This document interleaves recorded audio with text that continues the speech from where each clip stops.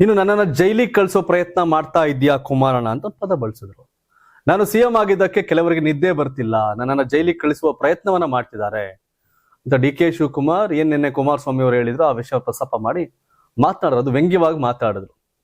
ಇನ್ನು ಬಿಡದಿ ಟೌನ್ಶಿಪ್ ವಿಚಾರವಾಗಿ ವಸ್ತುನಿಷ್ಠ ವಿಚಾರವನ್ನ ಜನತೆಯ ಮುಂದೆ ತಿಳಿಸಬೇಕು, ಇದು ಸುದ್ದಿಗೋಷ್ಠಿ ಕರೆದಿದ್ದೇನೆ. ಆ ಕಾರಣಕ್ಕೆ ನಾನು ರೈತನ ಮಗ, ವ್ಯವಸಾಯ ಮಾಡದಿದ್ರು ಹುಟ್ಟಿನಿಂದಲೇ ಬೇಸಾಯಗಾರನ ಮಗ, ನನಗೆ ರೈತರ ಕಷ್ಟದ ಬಗ್ಗೆ ಅನುಭವ ಇದೆ, ಹುಟ್ಟುತ್ತಲೇ ನಾನು ಕೃಷಿಕನ ಮಗ, ಹೀಗಿರುವಾಗ ನಾನು ರೈತರ ವಿರುದ್ಧ ನಿರ್ಧಾರ ತೆಗೆದುಕೊಳ್ಳುತ್ತೇನೆಯೇ.